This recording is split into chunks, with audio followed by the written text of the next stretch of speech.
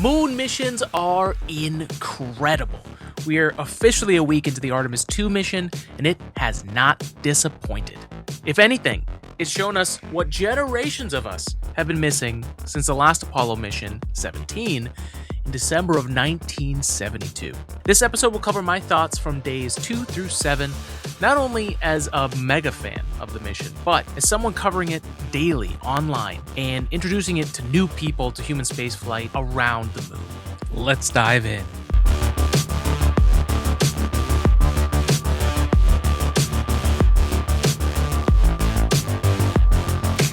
As someone who's been covering spaceflight in the industry for over 10 years, this week has been special for so many reasons. If you'd like to catch the vibes from the mission so far, we have plenty of live shows covering the official NASA feed in our own production. A big shout out to the NASA teams for covering this live 24/7 and giving us the play-by-play as things happened. It's been incredibly important to so many of us, and I was just glad to be able to share my side of it and bring people together for our first moon mission in half a century. I've seen human spaceflight missions before, whether it was private missions like Inspiration 4, Fram 2, and Polaris Dawn, but most of them have been either space station or space shuttle missions, and even the space shuttle missions didn't fly for a very long time in my own lifetime. Human missions bring something special and unique to spaceflight, something that robotic missions just don't have, even if they are ridiculously awesome. But moon missions are a whole other thing. They're an extended mission, in this case, 10 days. And even after day 2, after launch, the orbital and spacecraft setup in Earth orbit before committing to the moon burn is such a special moment. I've heard of it, I've seen footage of it, but finally getting to experience the trans-lunar injection burn live is something else. It's the final burn before committing to the moon trip. Up until that point, they could have just ended the mission and bring people home safely if anything wasn't quite right. And luckily, there weren't any critical issues, other than, the space toilet struggling. But even throughout this week of the mission, they always managed to get it working again. And space toilets! What a great example of how wide a range of jobs there will be once we start working and living in space, and how important vital jobs like plumbers are going to be in space. And in space, it's not guaranteed that your waste won't freeze in the vacuum and darkness of space. They literally had to put the spacecraft in a roll so that the sun could slowly roast the outside and melt the waste vent line in order to get it running again. But the teams worked really well together, and they always seemed to find an answer for it. And luckily, they could still use the fecal waste as much as they needed, which would seem like a real critical issue. And all they needed to do was run a thaw and then get the venting to work again. But the urine was the real trickster. Obviously, freezing first because it's liquid, but because redundancy, they brought portable urinals with them. So they had an option, but damn, the realities of deep space missions. It's like being on an extended, hardcore camping trip with your friends, and you can't go outside the tent. Ever. All I'm saying is, if you want to be a space plumber, now is the best time to apply to NASA. Even if you don't get it, you'll probably get a great response letter, and that will be glorious. So if you do apply, let me know. And then on day 6, the lunar flyby happened, and the big day of science and the entire science team were at the ready. Leaders like Dr. Kelsey Young and others did such an amazing job encapsulating what it's like when a true scientist who is passionate about their subject matter is involved in the mission. If you want to know what that looks like to find your passion, whatever it is, but in this case, science, this is it. And even cooler, the scientists were teaching and walking through with the astronauts every step of the way. They even set up all the experiments ahead of time for the astronauts to conduct them. And when they were at the moon in the science phase on day 6, you could just see all the joy and all the questions and interest and engagement between them. And it showed you that everyone there loved being there and loved each other and would work on this mission forever if they could. And again, this is the first lunar mission since Apollo 17 in 1972. We do still have some Apollo-era astronauts alive and people who worked on the program still, but there aren't many left with us. Personally, I've been all in for my passion for space for a long time. finding a way to be useful in the space industry in some way. Now, I've been on this journey since 2008 when I went to college for aerospace engineering to work on the shuttle or whatever came afterwards. So for me, it's been almost 20 years since I went after that dream. And to be here, healthy, excited, and still ever passionate about space exploration brings me more than joy. To see a moon mission and follow it day by day has been everything I've ever wanted and more. And every day this mission goes on is a blessing, and I'm so grateful I get to cover it and share the incredible nature of this adventure with other people who are brand new or have been waiting for a moon mission to happen those 50 plus years, and everyone in between.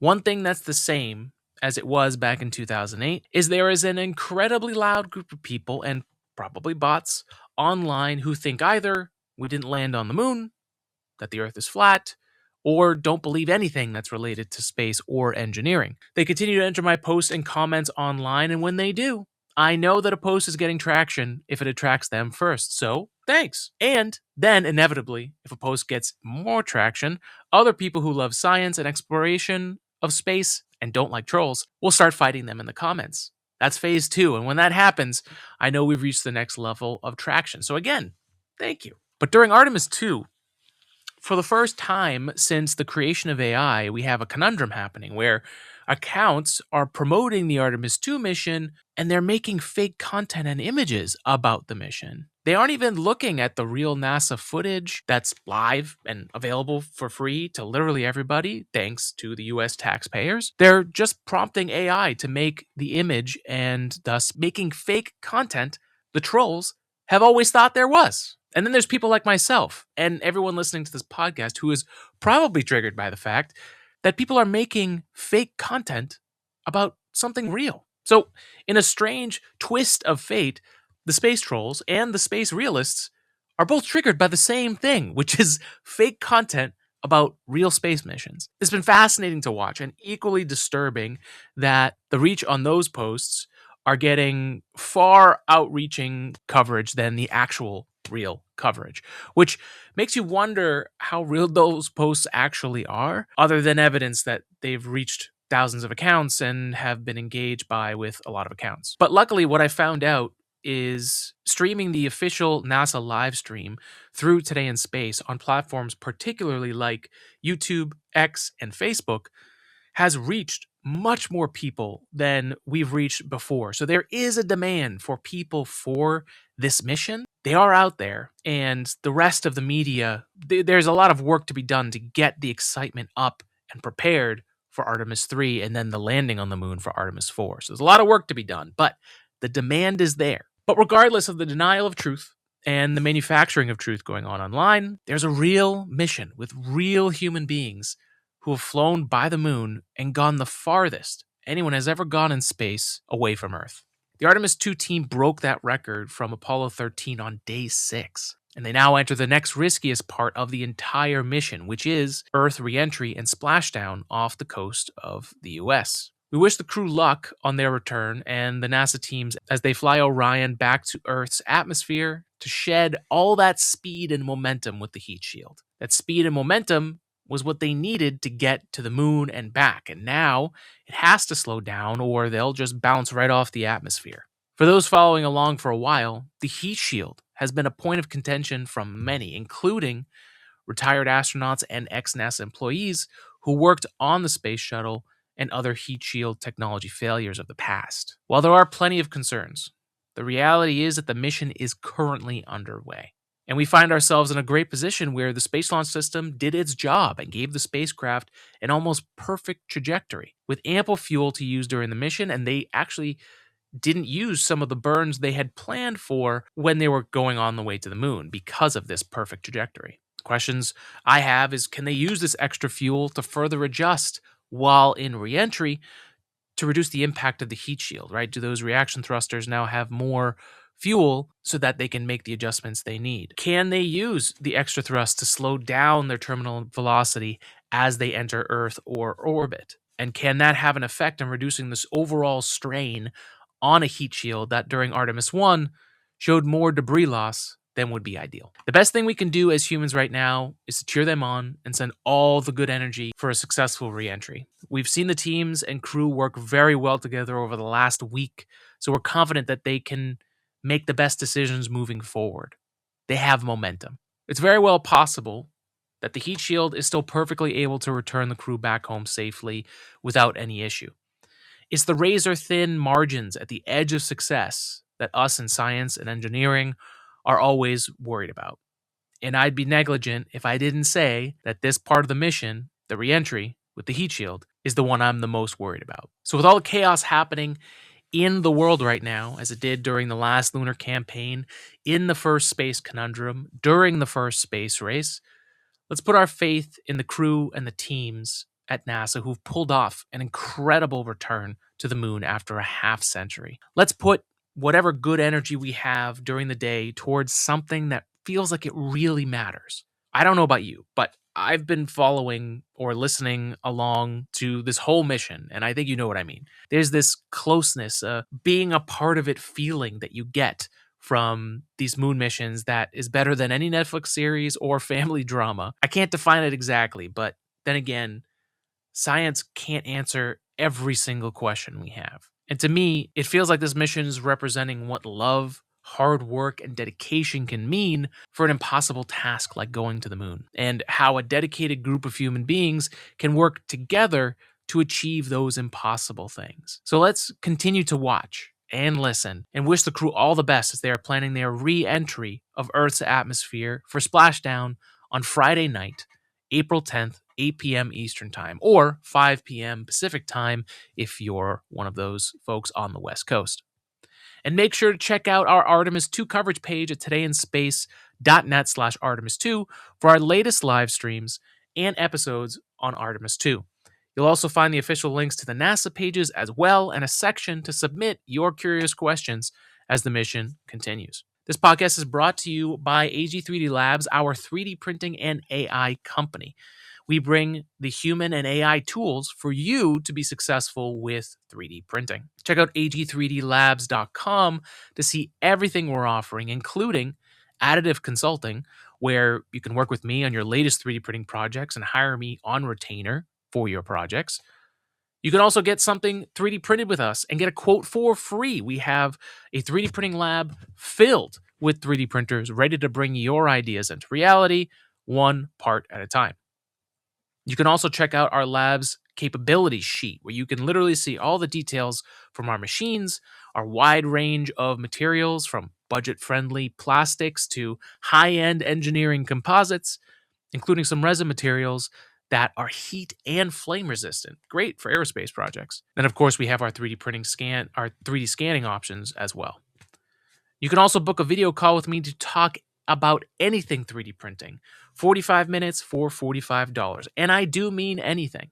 Bring any idea with you. Maybe you want to start a business and sell a product, or maybe your company is dealing with challenges with your own 3D printers and you just need another ear and set of eyes on it. And finally, at ag3dlabs.com, you can sign up for our newsletter so you can stay up to date on our 3D printing AI that is coming out very soon. This AI is trained on my personal 3D printing knowledge from the last decade, and is also trained on my first book for 3D printing, which is also coming out soon. I'm very excited about that. You'll be able to have deep conversations with our 3D printing knowledge in an AI that's similar to ChatGPT or Claude, but focused on solving your 3D printing problems. When V1 comes out, we're only going to have a limited amount of seats open. So if you want to get the access to the bleeding edge and have an advantage, make sure to sign up for our newsletter to know when Chat 3DP comes out. You'll be the first to know when our first 50 seats become available. And if I'm not mistaken, it's the first 3D printing trained AI that will be available in anyone's browser to help you with additive manufacturing specifically.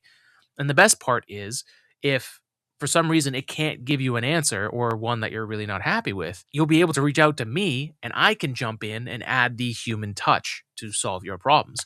And as a bonus, anyone with Chat 3DP access will also get all my services at a discount too. Human services, that is. So don't forget to sign up at ag3dlabs.com, whether you're completely new to 3D printing or working on it every single day. Join the movement to become a producer and not just a consumer. Chat 3DP and the Part Detective is here to help. I'll be at Rapid TCT, the big 3D printing show that'll be here in Boston next week, the 13th to the 16th. So if you're at that show, please reach out to us and come check us out at booth 3017. I'll be there with my Layered Insights co-host, Matt Guy, sharing the booth with Niche 3D. Thank you for joining us for another episode of Today in Space.